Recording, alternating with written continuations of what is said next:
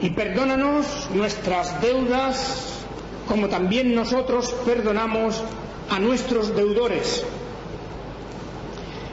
Esta es la quinta petición del Padre Nuestro. Las tres primeras peticiones, que se referían a las cosas del reino de Dios y de la gloria de Dios, y estas otras tres peticiones que vemos a continuación se refieren a peticiones que hacemos por nosotros mismos. La primera, danos hoy el pan de cada día, ya quedó comentada de alguna manera en la anterior exposición, y hoy vamos a entrar en esta quinta petición que dice: perdónanos nuestras deudas, como también nosotros perdonamos a nuestros deudores. Hay un lugar paralelo en el Evangelio de Lucas.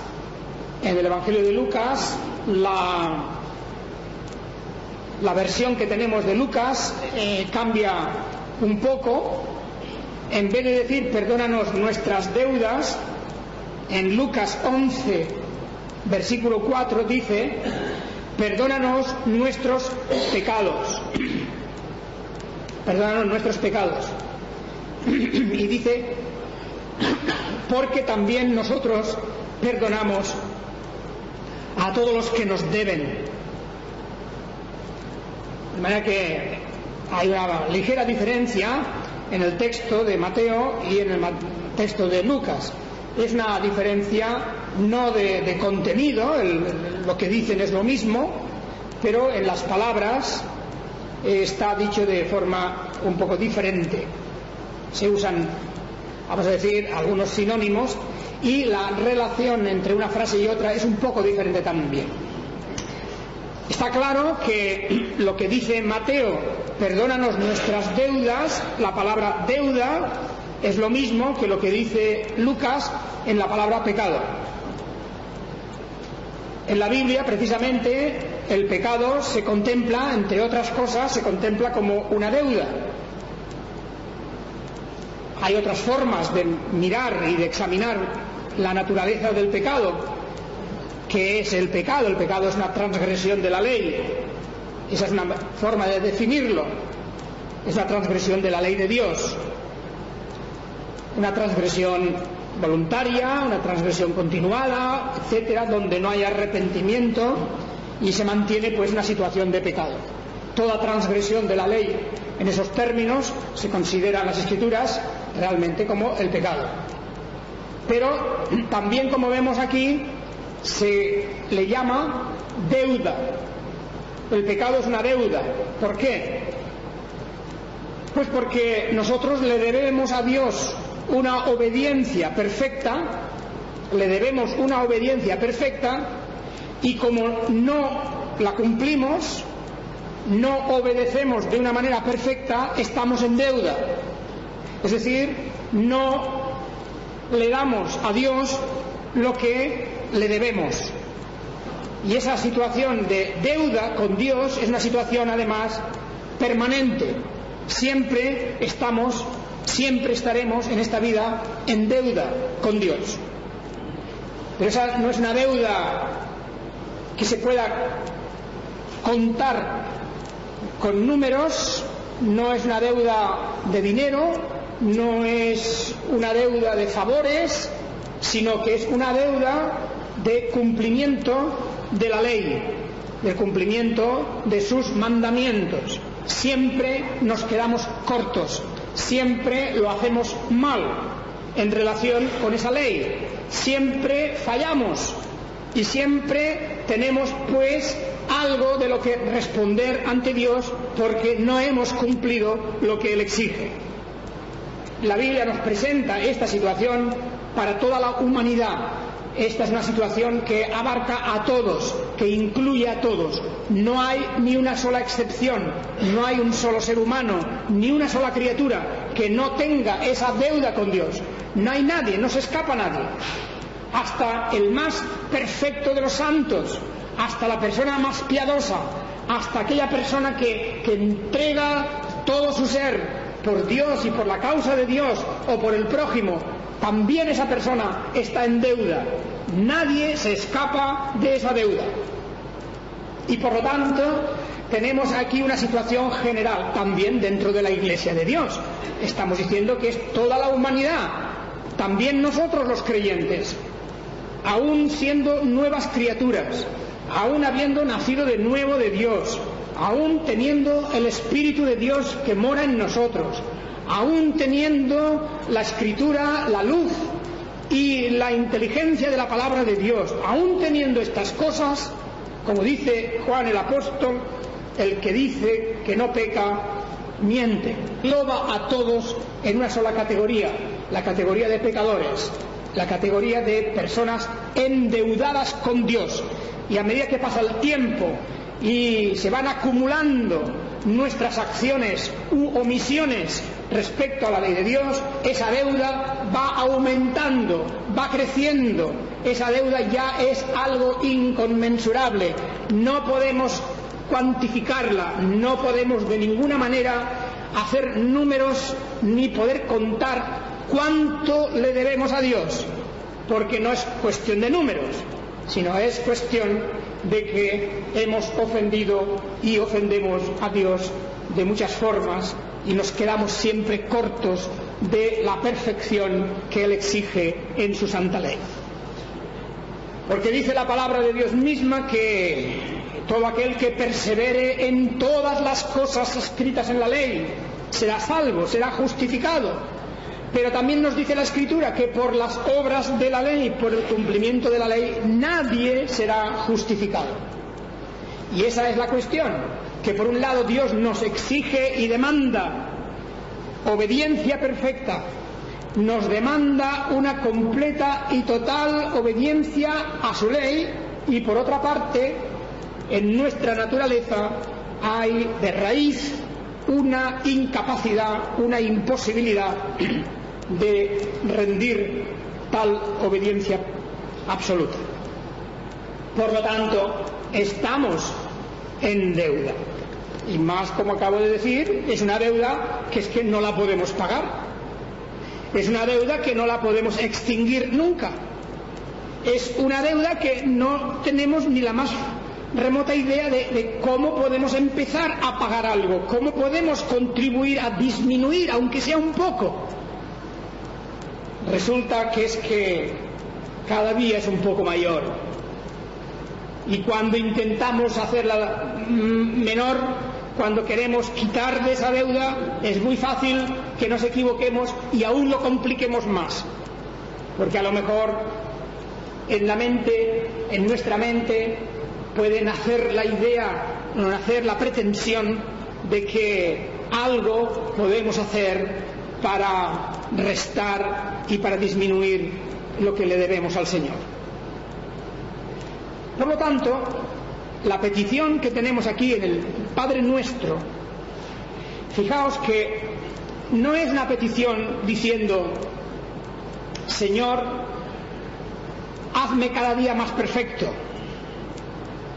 También esa petición la podríamos hacer, por supuesto, no hay nada malo en hacer esa petición, no hay nada malo, no digo yo que no, que sea mala. Podemos pedirle al Señor: Señor, santifícame, Señor, hazme mejor, Señor, dame fuerza, Señor, dame más fe. Todo eso está bien, todo eso lo podemos pedir, lo tenemos que pedir. Pero en la oración del Padre Nuestro no está eso. La oración del Padre Nuestro es una oración de cosas básicas, de cosas fundamentales. Porque sí, podemos pedir ser cada día mejores, podemos pedir tener cada día más fe, pero ¿algún día llegaremos a tener toda la fe necesaria para ser perfectos como nuestro Padre? ¿Algún día podremos ser tan santos como Él? ¿Algún día dejaremos de transgredir su ley? ¿Algún día dejaremos de tener algo que ver con el pecado? ¿O de estar en deuda con Dios por eso? Nunca. Por lo tanto, aunque sí que está bien que pidamos esas cosas y que oremos unos por otros y que oremos por la Iglesia en general para que sea una Iglesia mejor, para que sean todos los miembros de la Iglesia cada día mejores, eso está bien. Sin embargo, eso no es lo fundamental. Lo básico y lo fundamental no es eso. Lo básico y lo fundamental es lo que pone aquí: que Dios nos perdone nuestras deudas, nuestros pecados, porque como siempre los vamos a tener con nosotros, siempre están en nuestra vida, siempre estamos en deuda con Dios. Lo que importa es urgentemente pedir al Señor su perdón, que Él nos perdone. Eso es mucho más importante que pedir que seamos mejores o que seamos más santos, etcétera, etcétera, porque eso, que está muy bien, nunca nos va a librar, sin embargo, de estar en deuda. Nunca.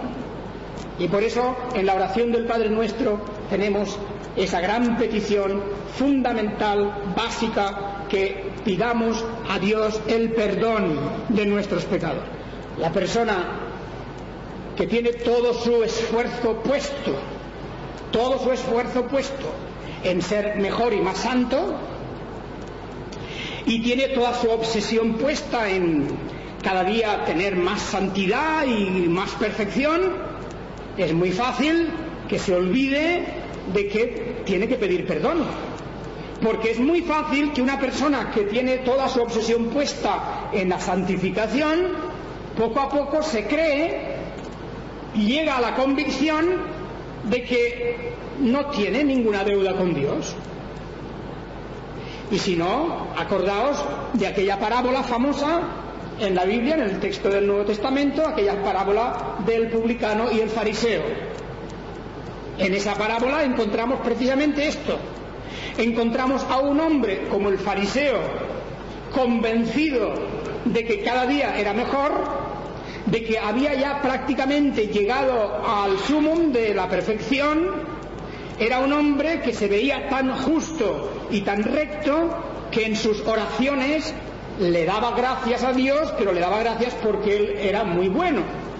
Le daba gracias a Dios porque se veía por encima de todos los demás. En su oración, la oración del fariseo, nunca había ni una idea, ni un concepto de pecado, ni una idea de arrepentimiento, ni una ligera inclinación a pedir perdón. Eso nada. Él era un fariseo y era uno de los que se consideraba santo y perfecto.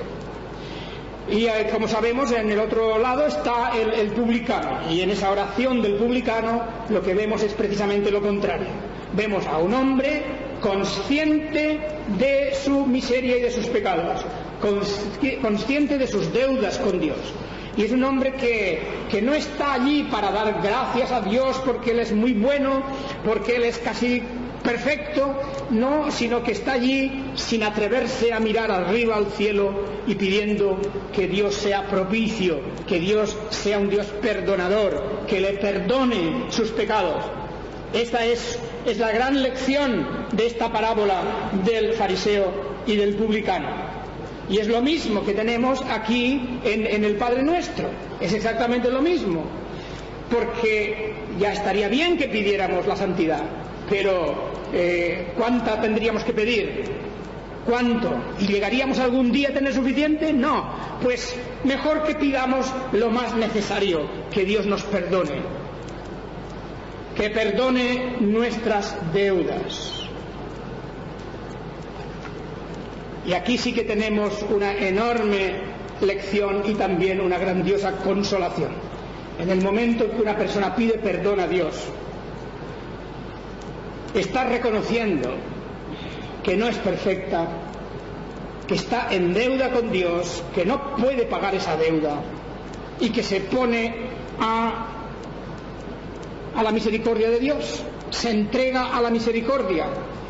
Señor, perdona. ¿Qué significa perdonar? Pues significa borrar y disipar completamente nuestros pecados.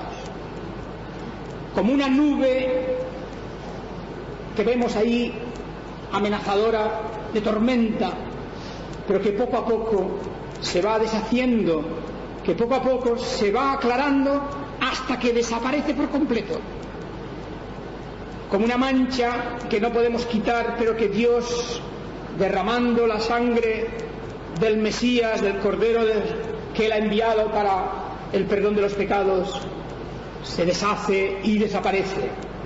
Perdonar en la Escritura significa precisamente pasar por alto, en el sentido de no tener en cuenta, de no replicar Dios conforme tendría que hacerlo en su justicia, de no exigir el pago, de no demandarnos y apretarnos para que le paguemos todo lo que le debemos, y si no lo hacemos, arrojarnos al fuego eterno. Dios, cuando perdona, se olvida de eso. No es que olvide su justicia, no es que olvide su ley, no es que Dios cambie de criterios o que le sea indiferente. No, el pecado ha sido tenido en cuenta. El pecado ha sido considerado en toda su enorme y terrible daño, en todo su enorme y terrible daño. El pecado ha sido tenido en cuenta porque es destructivo. Y por lo tanto, lo que Dios ha hecho ha sido buscar un remedio, buscar una solución, de tal manera que Él pueda ofrecernos su perdón, Él pueda ofrecernos el olvidar nuestros pecados, el echarlos, como dice la Escritura, al fondo de la mar, no verlos, quitarlos de su mirada, pero al mismo tiempo que se cumpla su justicia y su verdad. Y eso lo hace precisamente en la gran obra de la expiación, en la gran obra en la que el Mesías, el Cristo, es puesto como un sustituto nuestro y como el pago por nuestras culpas. Bien, esta es la idea. El borrar, quitar algo, disipar esa nube amenazadora del pecado, y eso al precio de un sacrificio excepcional e irrepetible como es el de la persona del Mesías. Bien, entonces la Escritura entiende que esa es la manera, ese es el camino. La Biblia nos presenta desde el principio esta cuestión. El pecado o bien se paga o bien se perdona. O bien se pagan las consecuencias del pecado o bien se disfruta del perdón del pecado. No hay otras alternativas. No se trata pues de que Dios haga una condonación de deudas o que Dios sea indiferente a esa deuda. Exige que se cumplan los requisitos de su ley. Pero Él tiene siempre en su mano la potestad del perdón. Tiene siempre en sus manos la posibilidad de ejercer su misericordia soberanamente, como quiere, donde quiere, cuando quiere. Él puede perdonar. Por lo tanto, fijaos, hermanos, que no hay petición más importante, que podamos hacer en beneficio nuestro que pedir a Dios su perdón. Hay muchas cosas que podríamos pedir. De las cosas materiales ya veíamos la primera petición de esta segunda parte: danos nuestro pan, el pan de cada día, y con eso pedimos que Dios cubra nuestras necesidades materiales. Pero las necesidades del alma, las necesidades espirituales, reciben aquí en el Padre Nuestro una atención más intensa, porque hay dos peticiones. Está la primera, la que estamos diciendo, del perdón, pero luego hay otra respecto a la tentación y a ser librados de ella, de la que hablaremos el domingo que viene o en otra ocasión, porque hoy hemos de fijarnos mucho en esta cuestión del perdón. Hermanos, la Biblia nos enseña además una cosa importante, y es que el perdón solamente puede provenir de Dios mismo. Solamente Dios puede perdonar el pecado. Eso tiene que quedar claro. Aunque nosotros, como vemos enseguida, luego a continuación en esta petición, también se dice, también nosotros perdonamos. Pero son dos ideas un poco diferentes. Una cosa es el perdón de Dios, porque ese perdón tiene unos efectos especiales. Otra cosa es nuestro perdón, cuando nosotros perdonamos a alguien, o le pedimos el perdón a alguien, que es necesario hacerlo. Pero eso tiene otros efectos diferentes. De manera que cuando hablamos de pedir perdón, estamos pensando en primer lugar en el perdón de Dios. Este es el que más importa. Claro, porque es Dios el juez. Es Dios quien en última instancia va a ejecutar las sentencias. Es Dios en última instancia quien tiene la potestad de la vida y de la muerte. Por lo tanto, nos importa antes que nada conseguir y obtener el perdón de Dios.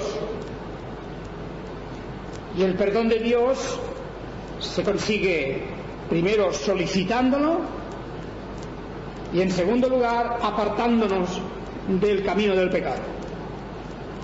No seguir andando en el mismo camino, porque si pedimos el perdón a Dios pero continuamos en el mismo camino, la cosa no tiene sentido. No estamos pidiendo perdón para volver a pedir perdón mañana.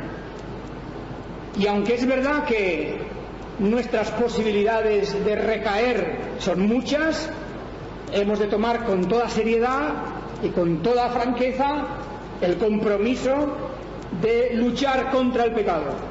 Por lo tanto, pedimos el perdón y también nos comprometemos a apartarnos del camino del pecado, pidiendo siempre la fuerza y el poder del Espíritu de Dios para luchar contra la tentación que viene más tarde en esa petición.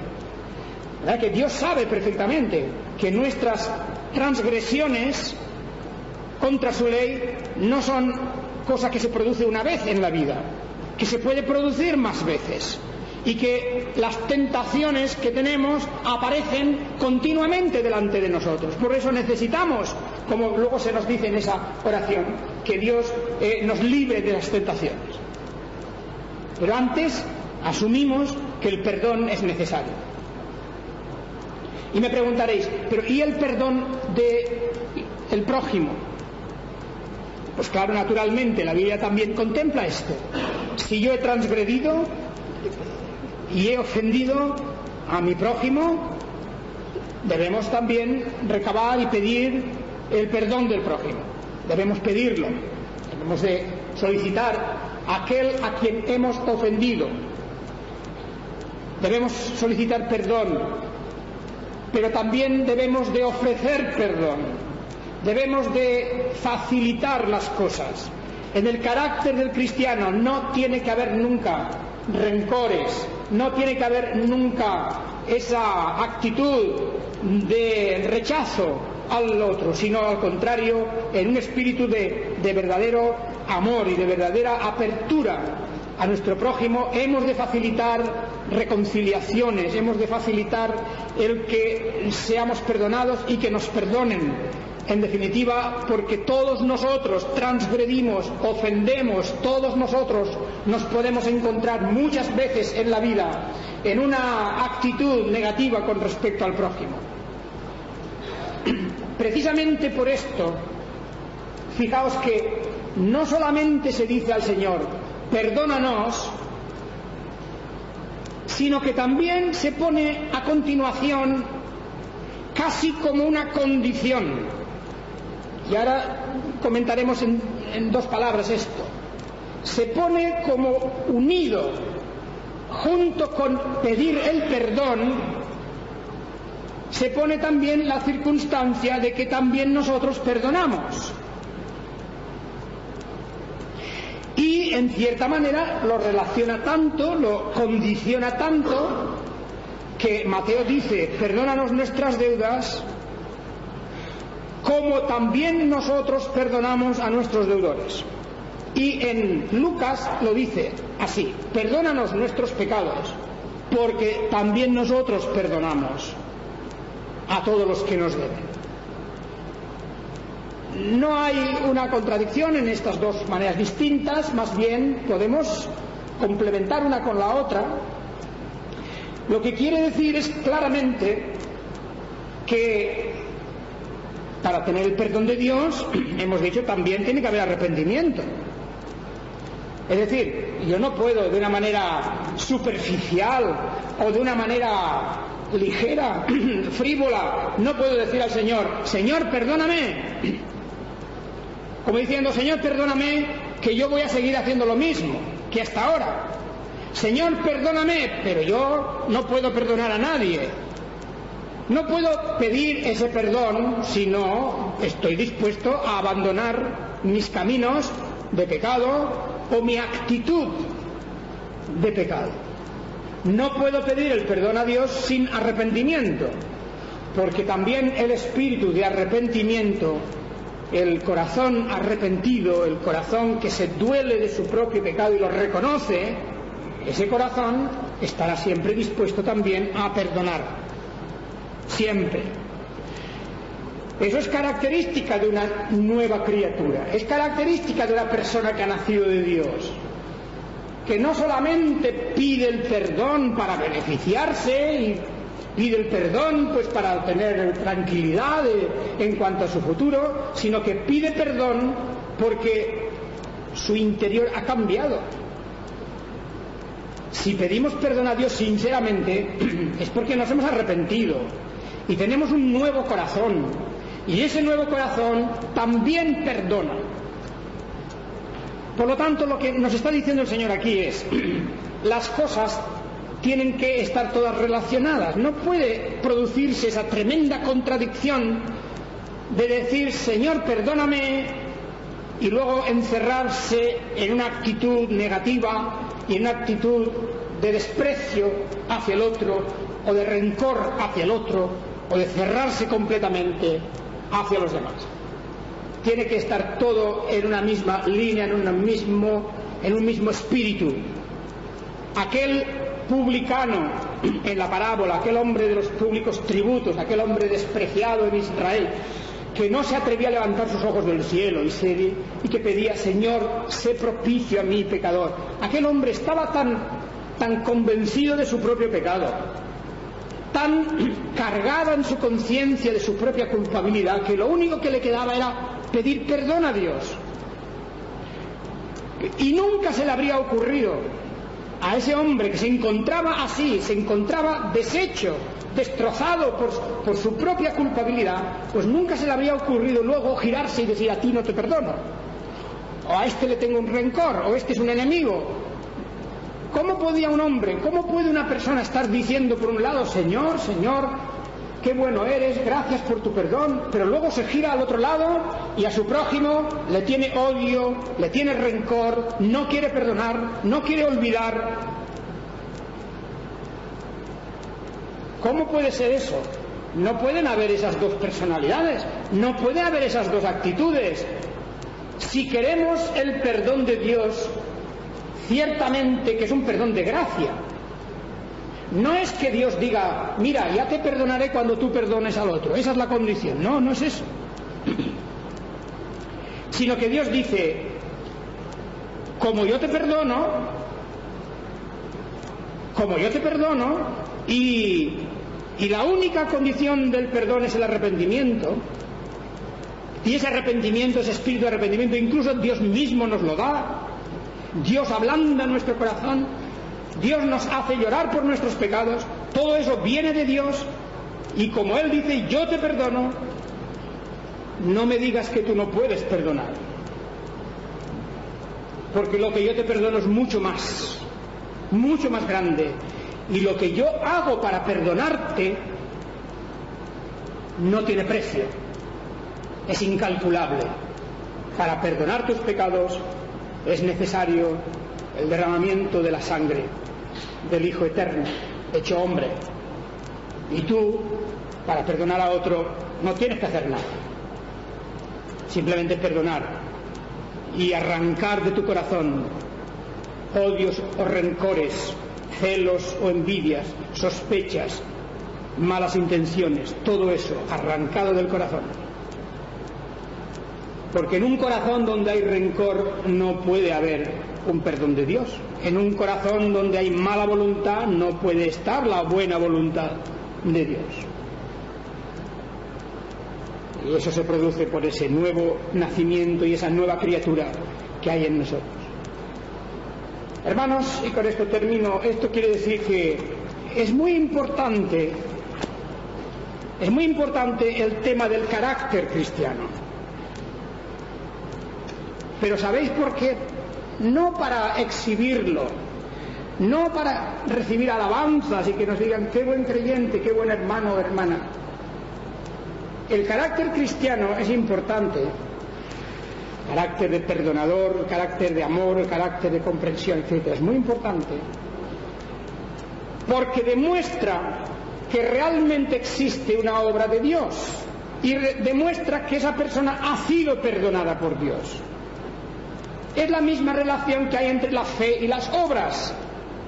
Si yo digo que tengo fe, pero mis obras lo niegan, son obras malignas, mis palabras de que yo tengo fe no valen para nada. La fe no es una cuestión de palabrería, sino de obrar. Igualmente, si yo digo, sí, el Señor me ha perdonado, pero con mi carácter estoy demostrando que yo no soy capaz de perdonar, que me tomo a mal todo, que guardo rencor por cualquier pequeña ofensa, por cualquier palabra, si yo estoy en esa actitud de más bien tener en cuenta a los demás sus ofensas, pues cuidado, porque Dios también me va a tener a mí en cuenta mis ofensas. Así que aquí hay un equilibrio clarísimo y no podemos cambiar estas cosas. Y por eso es importante el carácter cristiano. El carácter cristiano está demostrando si realmente hay una obra de Dios. Y ya digo, es el carácter no de la piedad, de la beatería, no de ese pietismo demasiado azucarado a veces. No son esas cosas, no son los gestos ni las entonaciones ni nada de eso. Lo importante del carácter cristiano es: ¿soy yo capaz de perdonar, de no tener rencor, de no tener envidias, de no tener celos? Y soy yo capaz, no porque yo sea capaz, sino soy capaz en el sentido de puedo hacerlo porque Dios me ha perdonado. Porque todo aquel que valora el perdón de Dios tiene que inclinar su corazón a perdonar también a su prójimo. Que el Señor os bendiga. Amén.